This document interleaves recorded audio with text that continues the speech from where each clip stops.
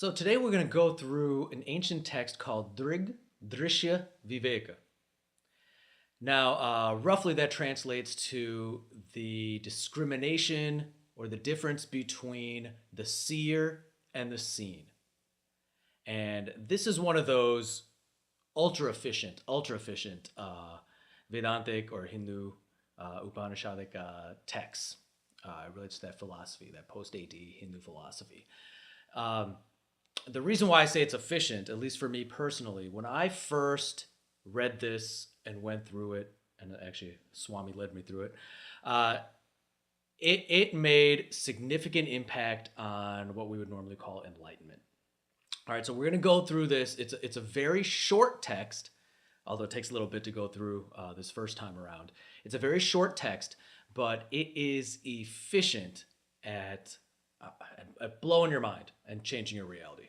So let's actually dive right into it, and we're going to go line by line. It starts with the obvious before it leads you to quote unquote enlightened reality. And I put that in quotes because, as we'll soon find out, there's no one to be enlightened. And that sentence makes no sense right now because we haven't gone through this yet. But it will. Trust me. This is as close to instant enlightenment as you can get is going through this philosophical proof. Okay? So let's dive right into it. Verse 1. All objects are perceived by the senses. The senses are, in turn, perceived by the mind. The mind, in turn, is a movement that unfolds in awareness. Awareness is not perceived by any other structure. It is its own perceiving. All right, so let's break that down a little bit. It sounds like most Eastern philosophies. It sounds mumbo jumbo at first glance, but it's actually what he's stating here is actually the obvious. This is something we experience all the time. We just never really think about it that often. So let's start with that first part. All objects are perceived by the senses.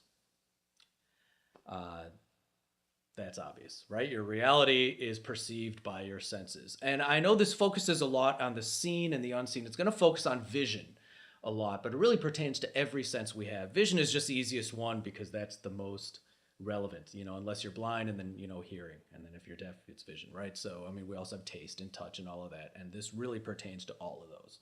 So, all objects are perceived by the senses. Obvious. So if we take again vision, I'm seeing the tablet because my eyes, the sense that sees, is perceiving the visual stimulus of the tablet. Okay? Next part, the senses are in turn perceived by the mind. Now this is starting to go slightly deeper. Now we know this, we just don't think about it. We're going slightly deeper. If you think about it, your eyes aren't actually doing any seeing. It's just, again, let's take the example of the tablet. Light is reflecting off the tablet onto cells in the retina of the eye and just creating electrical impulses. It's the mind itself that is actually analyzing the visual stimulus, what's actually the sensation itself, and turning that into perception. It's sensation versus perception. Okay? The mind, in turn, is a movement that unfolds in awareness. What he means by this is if you go one step deeper, we've got the object. You see the object, it's perceived by your eyes on a surface level. But if you really think about it, your eyes are just getting stimulus. Your mind is actually making sense of that stimulus and perceiving it. This tablet is only a tablet conceptually in my mind. Otherwise, it's just photons reflecting off of stuff, right? The mind, which my thoughts of this is a tablet, this is what it means to me, is a movement that unfolds in awareness. And anybody who's done any meditation and actually watched their thoughts knows that it's clearly a movement of mind stuff, right? Thoughts are something that exist, but they move. They move in front of awareness itself, right? And what that means is by awareness, your overall perception, your perceiving, your experience itself. So it's a great way of saying is your mind has a mind. And I'm not talking about metacognition where your mind is turned in on itself to see what it's doing. I'm talking about there is a level of you that can actually watch and control your mind. You can actually decide on what you want to think about. We all do it, right? So the next part, awareness is not perceived by any other structure. It is its own perceiving. So awareness itself is the top of that perceptual food chain, if you will. So you've got an object, the senses, let's say my eyes perceive it or sense it. My mind makes sense of what the eyes are doing and turns that into a perception. And what my mind is doing is being noticed by awareness in general, the mind of the mind, if you want to put it that way. Okay? Hopefully that makes sense so far. We're not stating anything out of the ordinary. This is all stuff that we know to be true. We just don't think about it a lot, right? All right, next verse. The objects perceived by the senses appear to be constantly changing, while the senses which perceive them appear to be stable and unchanging. And that's just the nature of perception in general. Perceiving itself automatically creates a subject and object.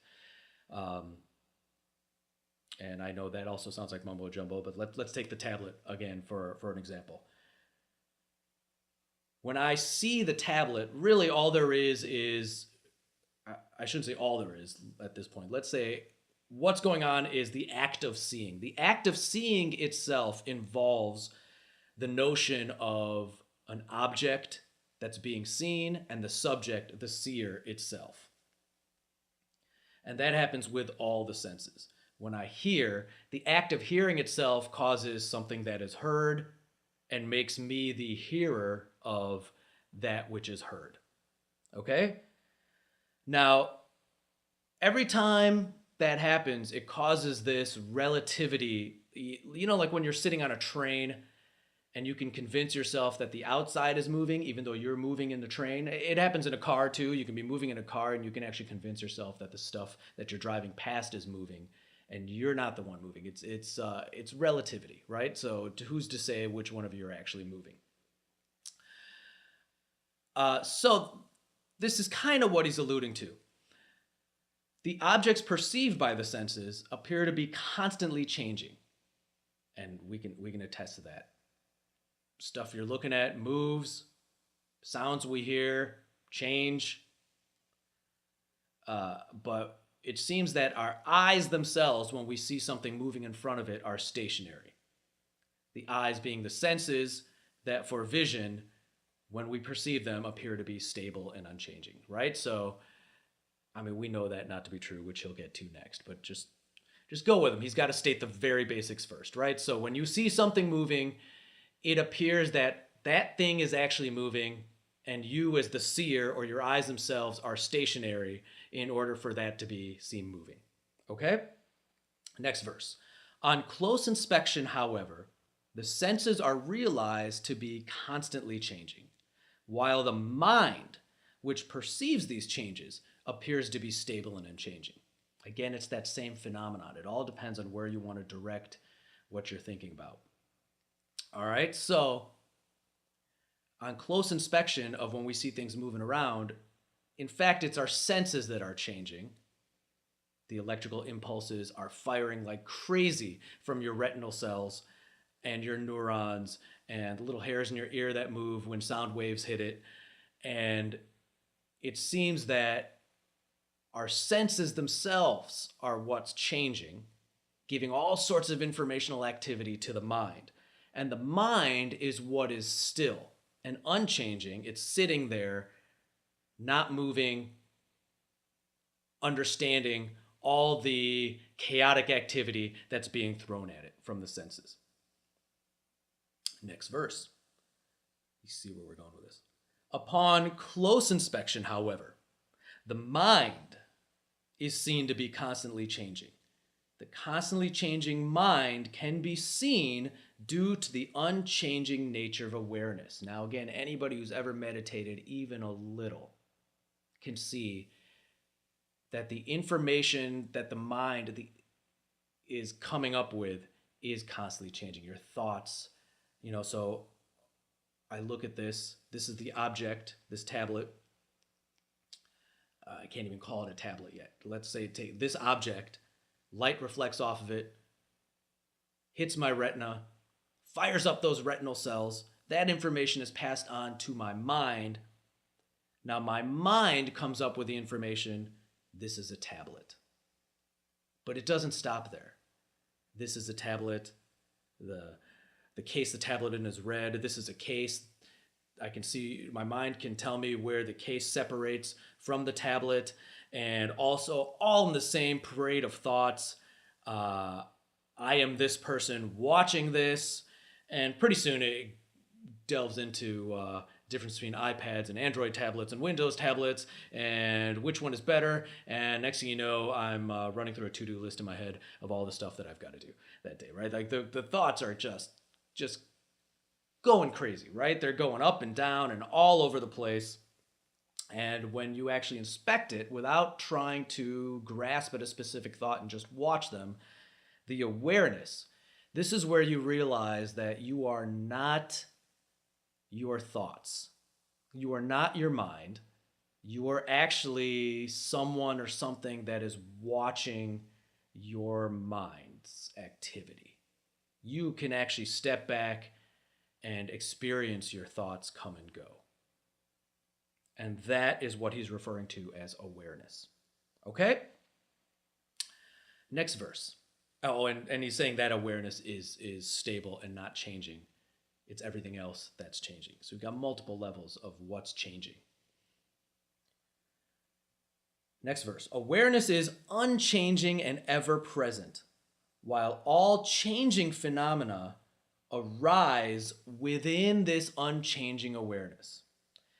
And that has to be so because we've seen this reverse version of whatever butterfly effect, this reverse thought process. Let's start with the awareness. The awareness is stable and it notices the mind's activity.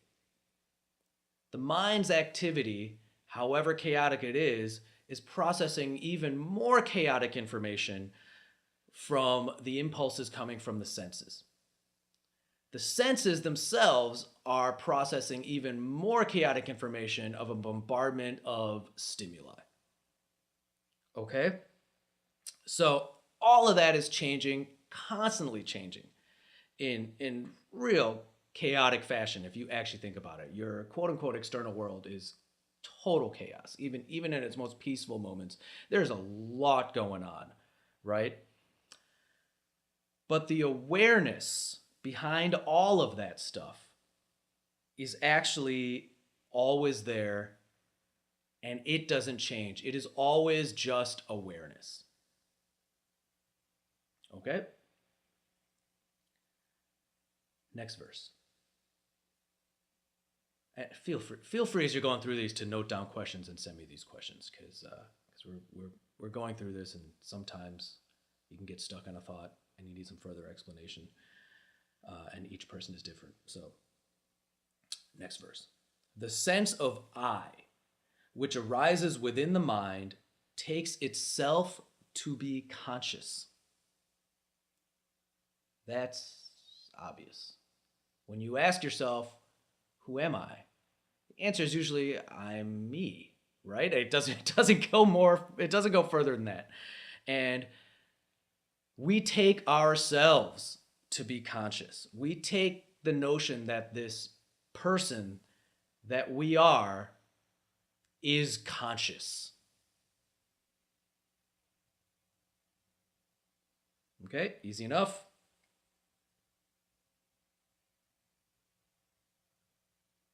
The next verse. The sense of I appears to be conscious because it has identified itself with awareness within which it arises. So now we're starting to go from the obvious to the brief opening of where enlightenment's going to start coming through, right? We're now taking ourselves to your mind's going to start to be blown here if you haven't come to this conclusion before. Just starting. It's just the door's cracking open and that you're about to step through.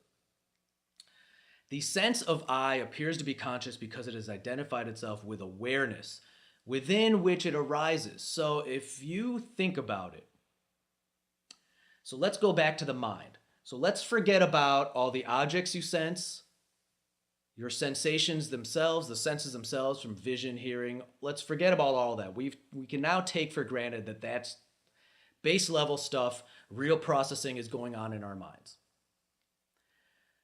And our minds are a series of moving thoughts that we are aware of. We're aware of these moving thoughts. Now, your sense of I, when we stop and really look at it,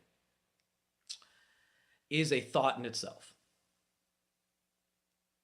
This whole concept, I am me, is a thought that arises in your mind and also dissipates in your mind, which gives way to other thoughts, like, what do I want to have for dinner? It's based on this I. Who is this I? I am me. These are all thoughts going on in your mind that you are actually aware of if you make yourself aware of them. So that sense of I seems to be conscious because it associates itself with the actual awareness that is watching it. But that I is an object itself. It's a thought. A thought is an object in your mind. The awareness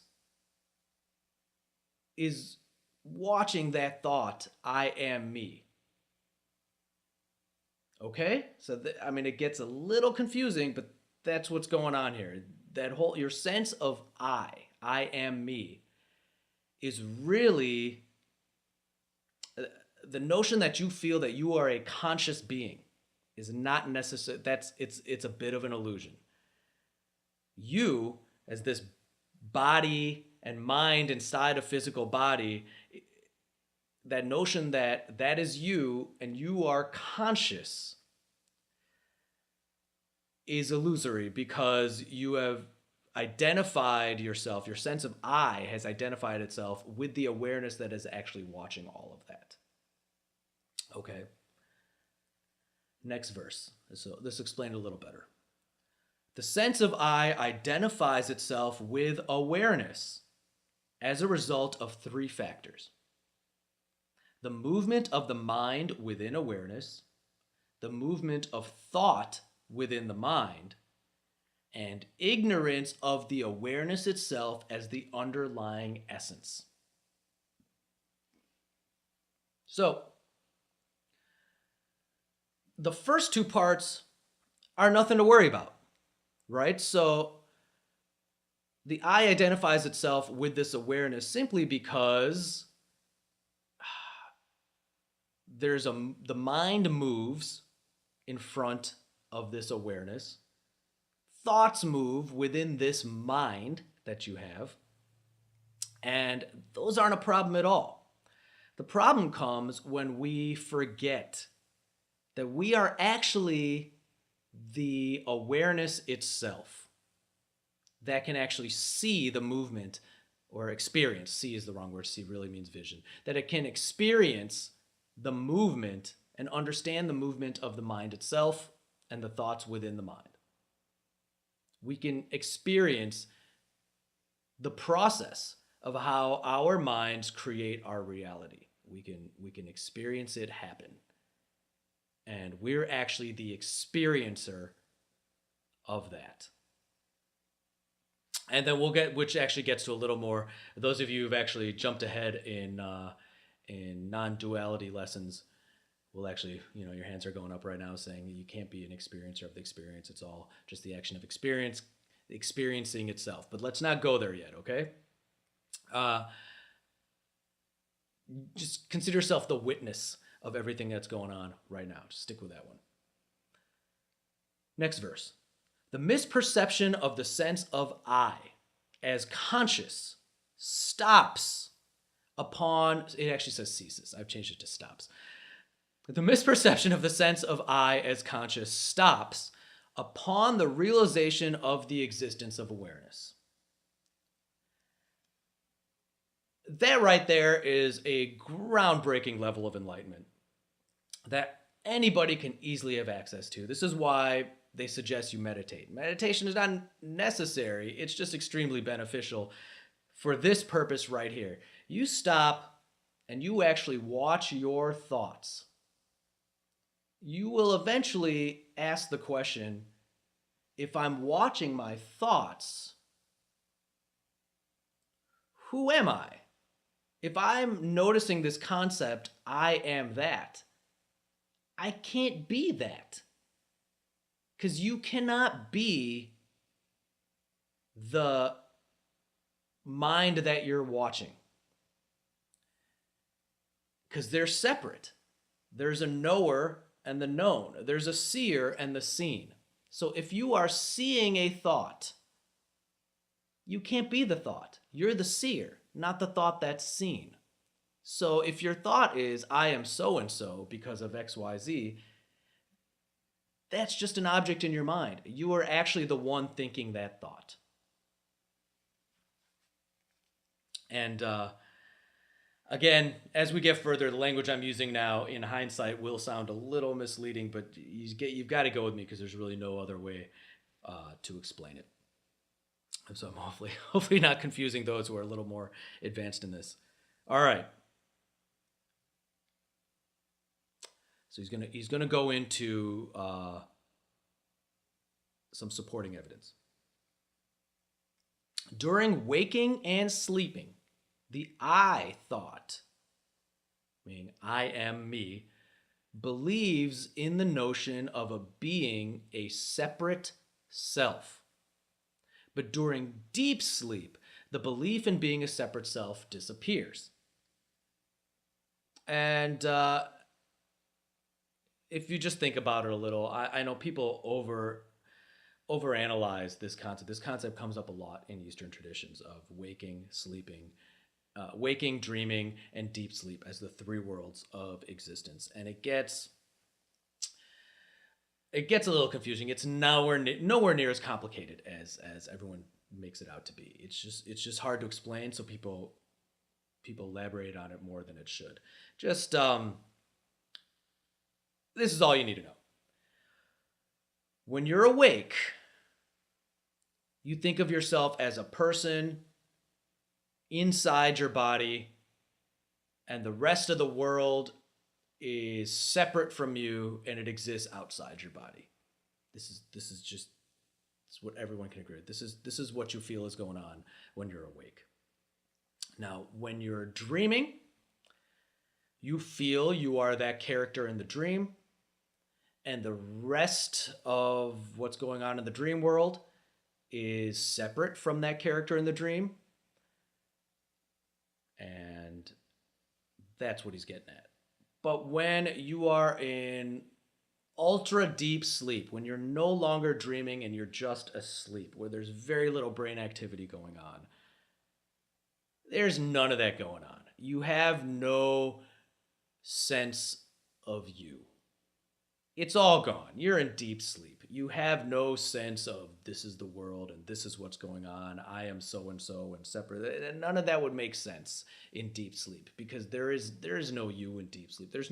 Your mind is not creating concepts. It's just not working that hard when in deep sleep. So that's what he's alluding to. Okay? I mean, the reason you don't feel separate from everything in deep sleep is because there is no you in deep sleep. There's no such concepts. Your brain cannot make such concepts when you're in deep sleep, okay? The I thought is but a modification that arises within the mind. We went over that already. The mind, identified with its own movement of I-ness, imagines an externalized world because of its association with the sensory organs, which, like the mind, are but modifications that arise with an awareness.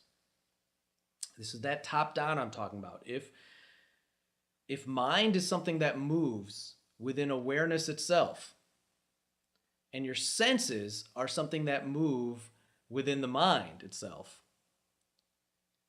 then you can deduce that, yeah, the senses are also something that move within awareness itself. It's just, you can remove that middleman layer, that category. So think of it as categories, like those Russian dolls that you open up and more little ones come. Think of it as categories.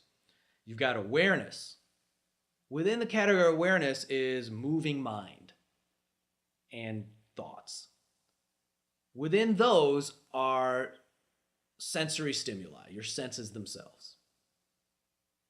And then within all that is everything that you perceive as an external world.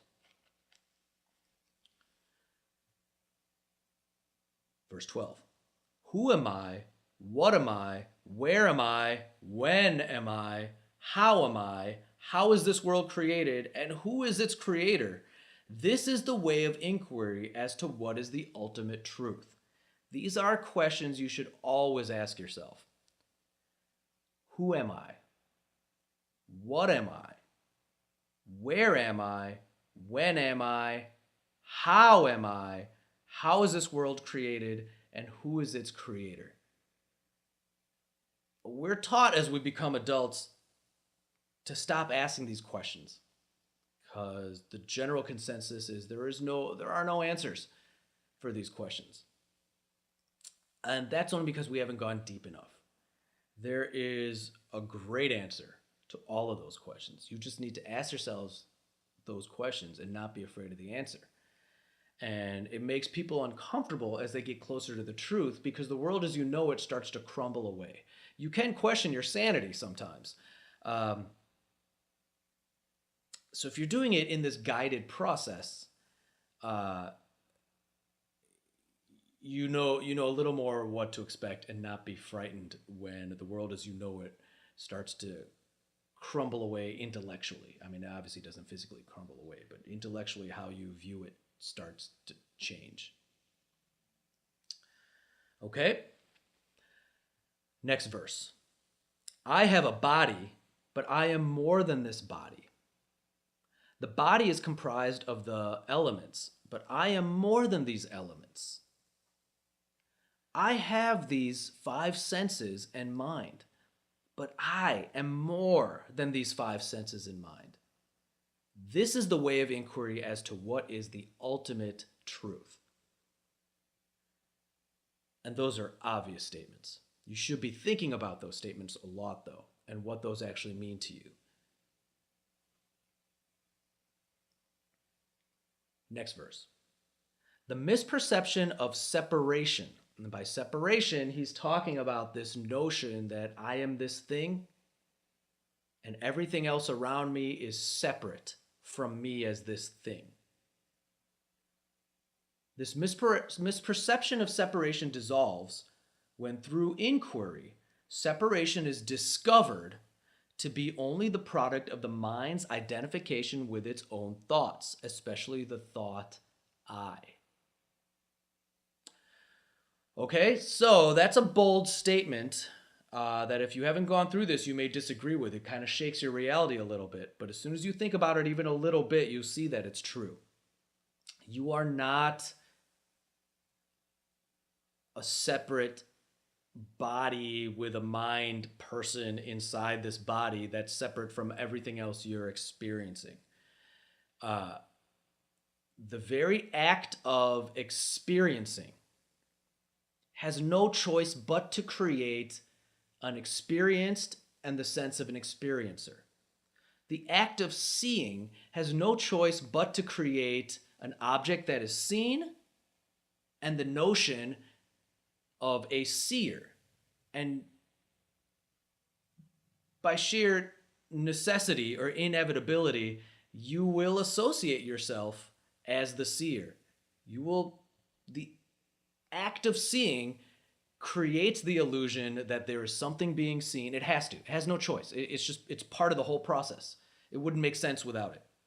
That there is something to be seen that is being seen, and that there is a seer seeing that scene. It divides it into two. There is an act of seeing that divides your reality into two things, what is being seen and a seer.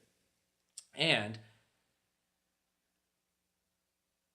by inevitability, your mind is going to associate that awareness and your sense of I with the seer. It's a very natural phenomenon. The problem comes when we take it for granted and we lose our suspension of disbelief over what we're actually experiencing. In reality, there is really only the act of seeing. So if I'm seeing the camera in front of me, I'm seeing this, and I say that in language, but in reality, upon inspection, there's only the act of seeing.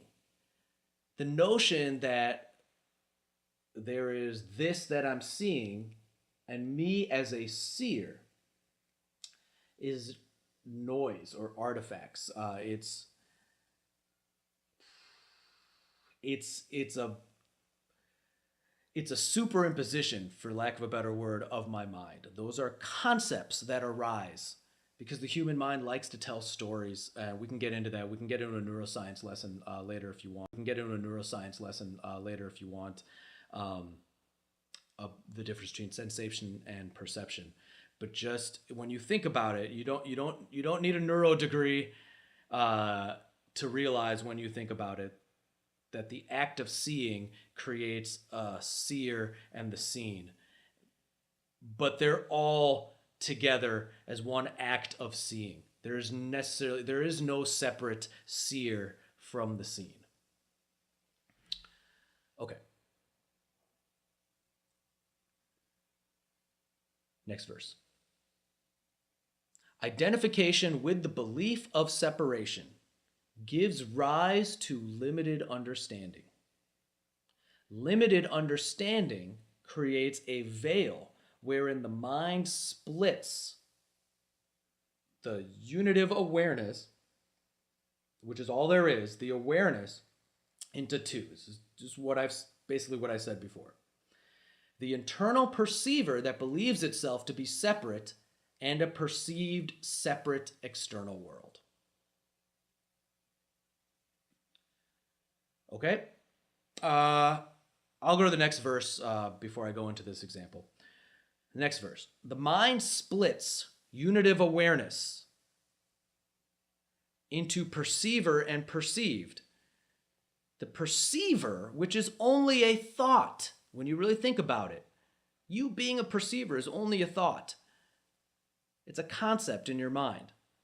Then identifies with the belief that it is an empirical self, that it is a real, testable, tangible self, separate from a perceived, testable, tangible external world, which again, all of which is only a projection of the mind.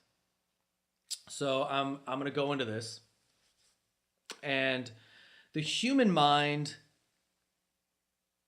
does two things. And depending on who you are, whether you want to attribute it to the human mind or Advaitic Hindus will attribute it to Maya itself. They're a little more correct when you actually do some philosophical proofs, but it won't make sense to us at this point. The human mind does two things. Every psychologist and neuroscientist won't disagree with this. The human mind does two things. It creates, it likes to create stories. And it maintains a suspension of disbelief. It hides the fact that it is the one creating the stories. This is how all of our reality is created. And we actually love this. We love it. This is why movies work, or plays, or storybooks. Because suspension of disbelief is important in story writing and in Hollywood, or we won't enjoy ourselves. If we can't believe that Transformers is a movie, Transformers is a plot about alien robots that turn into cars and fight each other. Without suspension of disbelief, we'd be watching that movie the whole time going, this is total nonsense. I can't get into this. This is complete nonsense. You would constantly be watching the movie going, this is not real. None of this is real. And you would also be aware of the screen that you're watching it on, and you would just say, this is just images flashing on a screen. It's not real. And without suspension of disbelief, without your ability to suspend what you know to be true, you can't enjoy yourself. You just can't do it. You'd be too busy. You wouldn't be able to watch it as a movie. You would just be seeing images flashing on a screen of nonsense. And the reason why we do things like put on 3D glasses, or in other countries we have 4D, right? Here in the United States, our movie theaters are kind of they're primitive, right? Our theaters haven't been updated in decades, right? So I don't think we have 4D. I haven't seen a 4D theater in the United States, but in Mexico, they're all over Mexico, and they're awesome. They're awesome. Mexican theaters are way nicer than American theaters. And the reason why that's fun, now what they do in 4D is not only are you wearing 3D glasses, but they'll spray water and smells at you, and the seats move around, and all sorts of stuff happens to better immerse you into the film so you can feel like the film is more real than it really is. Because without it, to us, that's fun. We enjoy it. We like that. The human mind loves it. So suspension of disbelief is power. Both of these are powers of the mind. And again, we love it. We wouldn't want to do without it. Sure, they're the cause of all suffering as well. But as we'll get to, you will see there actually is no suffering. It's all your enjoyment. You love it. One Swami says you suffer because you want to. This is the difference between an enlightened person and an unenlightened person. Actually, an enlightened person would argue there is no difference, but at this juncture, we'll talk about, from our perspective, the difference between one is what you would consider suffering, an enlightened person would consider fun, because it's not you that's suffering. Again, I'm getting a little out there now, but let me reel it back into what I'm talking about. The human mind has this power to create stories, and it's nothing metaphysical. We see this all the time when optical illusions work this way. Or, have you ever seen someone that you thought was somebody else? And you said, hey, so-and-so. And, I'm Indian. It happens to me constantly. People always mistake me for other Indians. And, I laugh it off as it being racist because, folks in the United States can't tell Indians apart, right? The amount of times I've gone to an event and somebody will be like, hey, Manish. And be like, my name's not Manish. But, they know another Indian person and they just assume every Indian person they see is that Indian person. It happens to black folk too, right? It just happens, right? And it actually happens to white folk too, because I've seen Indians mix up white folks. So don't feel bad about it, right? It's a natural phenomenon of the human mind, right? So you mistake something for something else. Here's the classic example of the rope and the snake, which is a terrible example for an American, by the way. If any swamis are watching this from India, they always bring over this example of you mistake a rope for a snake. But in reality, it was never a snake. It was always a rope to begin with. But your mind superimposed or created this story that it was a snake. And you're like, it's a snake. We of course don't have this problem in the United States. It's a kind of a hard example. So if that example goes over your head, don't worry about it.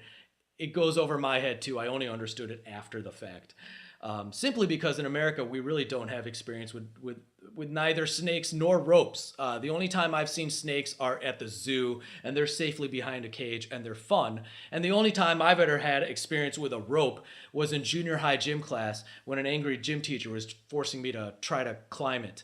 And let's face it, a rope in my mind is way more terrifying than a snake. So that example makes no sense. Makes no sense. But they're alluding to that notion, and that is proof. We experience it all the time. We mistake things for other things. Our minds tell stories. You've texted somebody, and they didn't text you back right away, and you create all sorts of stories of what you think might be going on there, right? So it is a natural thing of the mind to create stories and then utilize our power of suspension of disbelief to forget that it's a story that's been created. What we're finding out here through Drig Drishya Viveka and pretty much any other non-dual texts from Eastern philosophy, what we're finding out here is what we consider to be reality in general. Our notion that we are this being that's living in a reality that's external to us and separate from us is that power itself of creating something from nothing on top of a suspension of disbelief, or coupled with that suspension of disbelief that makes us forget that we are the ones that have created something from nothing and we take it to be real. Okay, so this misperception dissolves once we actually discover and see for ourselves. You can take my word for it now, but when you really think about it, you will actually clearly see for yourself that this separation, that you are you and I'm a separate person, me, and everything in this room is separate and everything you perceive is separate, and you're limited, so you have wants and you need to get stuff in order to fulfill those wants because the stuff outside of you is separate from you and you need it. And all of that stuff, everything that we perceive to be reality is in fact this power of the mind, or Maya, as a religious person will put it. It's only a product of the mind's identification with the thoughts that it's created, including the notion of I, which is also not real once you investigate it. And the projection power, this artificial reality creation power of the mind, is not the problem. It's actually a lot of fun. The problem is the suspension of disbelief power, where in order for all of this to feel real, we have to forget that we've manufactured it from the get-go. It's all concepts in our mind. There is no substantive reality to it at all. Okay? Misperception arises when the mind identifies with its own movement of thought and projects the belief that it is a separate self. The mind believes itself to be a perceiver who is separate from what it perceives. When the mind awakens to this misperception, the belief in being a separate self disappears. What was all along non-existent is recognized to be non-existent. So, what was all along essentially a really good hallucination is now recognized to be a really good hallucination. Next verse. Awareness is conceptually divided by the mind into perceiver and perceived, subject and object. He's almost repeating himself here. The division of subject and object is misperceived by the mind to be real. When essential nature, awareness, is realized, all division is understood to be only the product of the mind as thoughts. There are only your thoughts, and even those are objects whose reality is questionable. We're going to stop there for a while, and that was verse 19. We are about halfway through. We're going to continue with verse 20 very quickly. All right, we're back. We took a quick break, our halfway through break, almost halfway through. And we are talking about Drig Drishya Viveka, the difference between the seer and the seen, which it started out talking about the difference between the seer and the seen, but we've reached the point where we have realized that there actually is no difference between the seer and the seen. There's only seeing. So in in the language of this text, there is only awareness. There is no aware of and person being aware. Those are concepts created by thoughts. There is actually only awareness itself. So, let's hit verse 20. Every object is composed of elements. These elements appear to exist as separate phenomenal aspects, but in reality are not separate from their home ground, which is awareness. Okay, and I'm skipping the latter half of this verse, mainly because this is an ancient text, so they only believe there to be 5 elements, and he's actually going through them. In modern age, we actually now know there are more elements, and there is absolutely, it's redundant. There is no need for us to go through each element and explain how they exist as separate phenomenal aspects. Okay. All you need to know from this verse is objects are composed of elements. The elements make things appear as separate and different. Yet everything which come together to form everything animate and inanimate, nature, animals, humans, and even the gods themselves, arise in and are not separate from awareness. Everything, your concept of God itself, upon inspection, is just a concept that arises in your awareness, or in awareness. So you can't even say your awareness, because we've already proved who the concept of you yourself are a concept. There is only awareness. Everything else is conceptual, created by this power to create something out of nothing.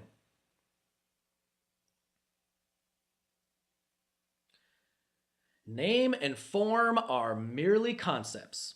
That's what we're talking about. And by name and form, this comes up in Buddhist talks too, and it's overused.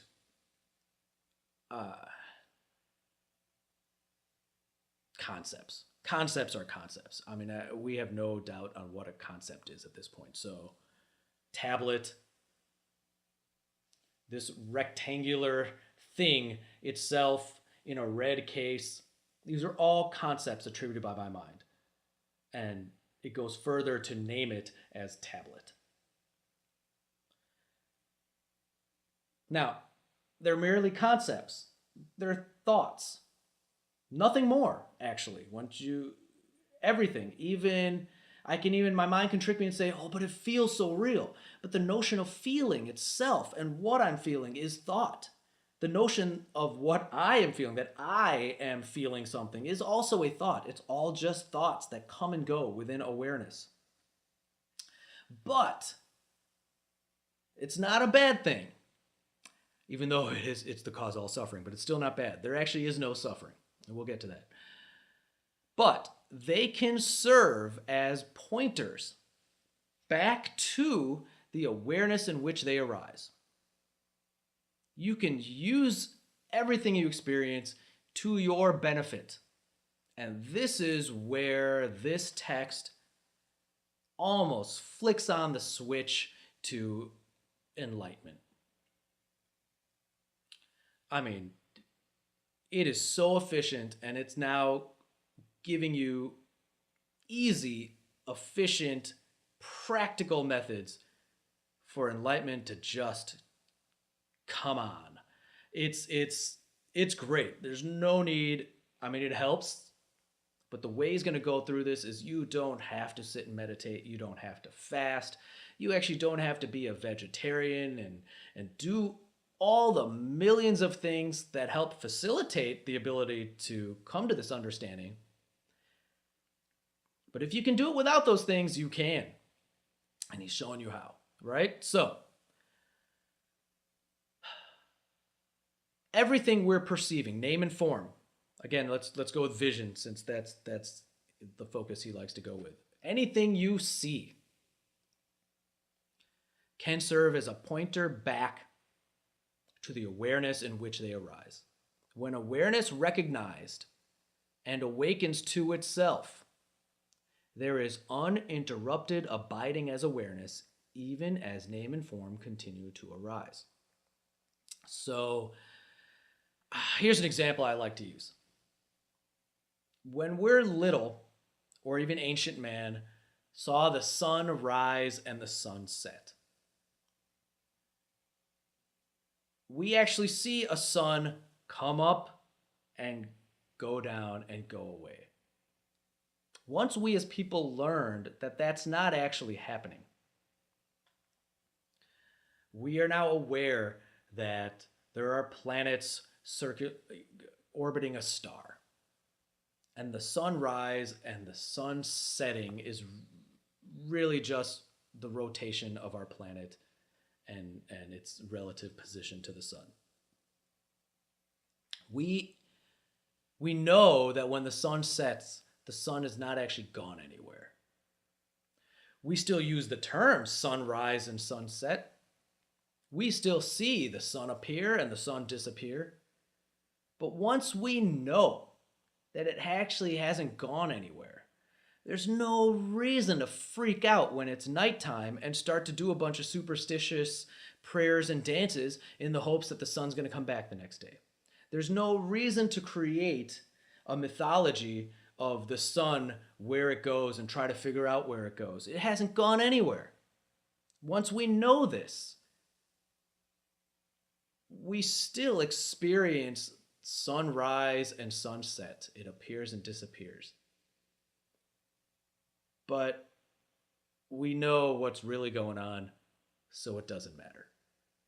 In the same way, once we realize there is only awareness and everything is the result of our own superimposition or projection or story creating power, there's no reason to do any superstitious activities to quote unquote get what we want. And what we thought were real now becomes superstitions. This whole concept of, man, I've got to work hard and make as much money as possible so I can have more money than the next guy. And when I lose money, I'm upset because that money is now gone, and that money is a serious object that I'd have to use to buy things to make myself happy. And I'm in love with that girl, and I need to have that girl because I'll be complete without her, and I need to start a family, and I want this, and I love that, and I love this food. Therefore, I want to eat this food, but I need to lose weight because I eat too much food. All of that is superstition. Even the core tenets of society of you need to work so you can live a luxurious, comfortable life, and you need to worry about the next election because this presidential candidate versus the other presidential candidate could possibly harm you with their legislation. It all becomes superstition once you realize there is no you to be harmed.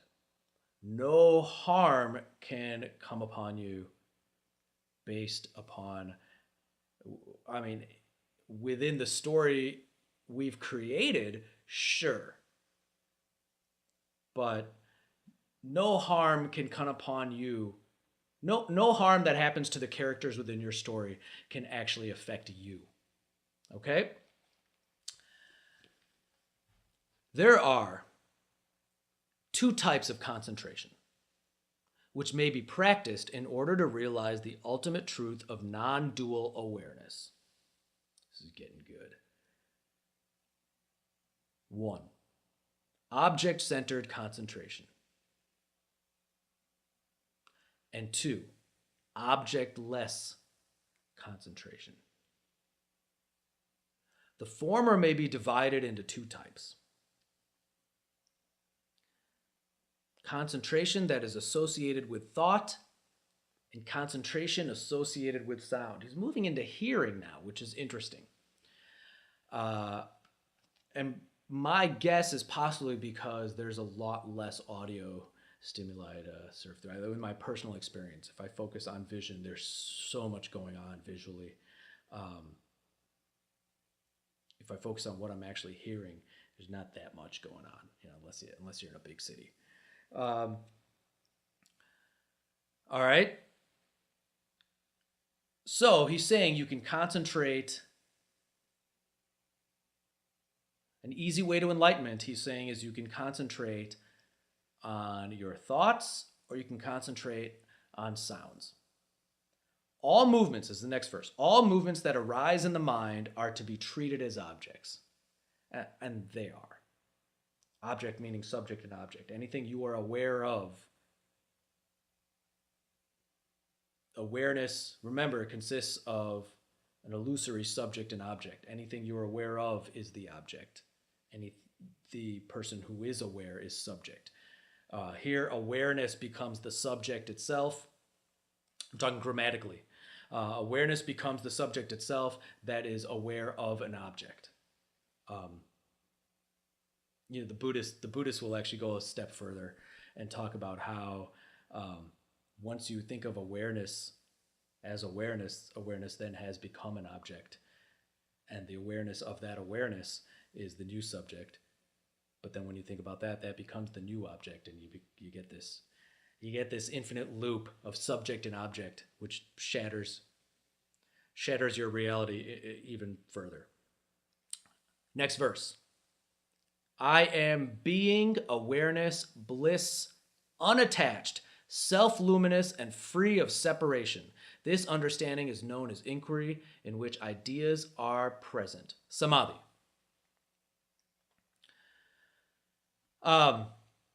Being, awareness, bliss is a translation of what you will often hear: existence, consciousness, bliss. Satchit Ananda.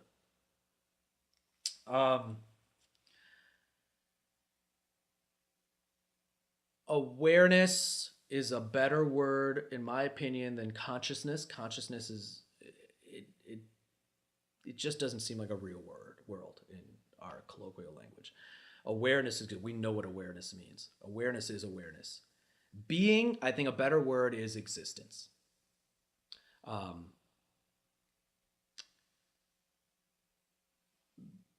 The tablet itself, it's not that it doesn't exist, it's that it's not real. In fact, it is proof of existence itself. Existence itself is taking the form of the tablet. You cannot use exists as an adjective. This is an error in language, not necessarily an error in your mind or reality. We say the tablet exists and unicorns don't exist. That's just an error in language itself, because when we something that exists, existence is not a quality like red or blue or hot or cold. It's not an adjective. It's not a trait. What we're really saying is, I'll show you why grammatically why it doesn't work. When we say the tablet exists, we're asserting its existence in that sentence. We're saying the tablet, something that exists, has a quality that of existence. But when we say the unicorn doesn't exist, we're saying a unicorn, which exists, has the quality of non-existence. You created a paradox, but that paradox is a result of just language. It's just a bad quality of language in general. It's not a real paradox. It's just language is not efficient enough. Language tends to give a lot of errors. We can't take it that seriously. But what we're really trying to say when we say the tablet exists is existence has taken the form of a tablet. When we say a unicorn doesn't exist, we're saying existence has not taken the form of a unicorn. So when I look at the tablet, it is important to not say to myself what the mind is saying, I am a person looking at a tablet, this tablet exists. It's not really what's going on there. The tablet itself and anything I see and anything I hear and anything I perceive, including my thoughts, are proof of existence itself, because existence has taken a form of this. So when he's talking about existence, awareness, and bliss, he calls it being, awareness, and bliss. When other people say existence, consciousness, and bliss, that is the core reality. That's actually what's real. And what we have called reality before this, you as a separate self that is experiencing things that quote unquote exist around you, that is the story that we've superimposed or created out of what is nothing more than existence itself, awareness itself. We won't talk about the bliss component. That gets a little confusing. Okay. So inquiry in which the mind is free of distractions and attachment to objects of the senses, and mind is known as freedom from thoughts, is a type of samadhi. A mind that is free of thoughts is steady, like the unflickering flame of a lamp that resides in a place free from the wind.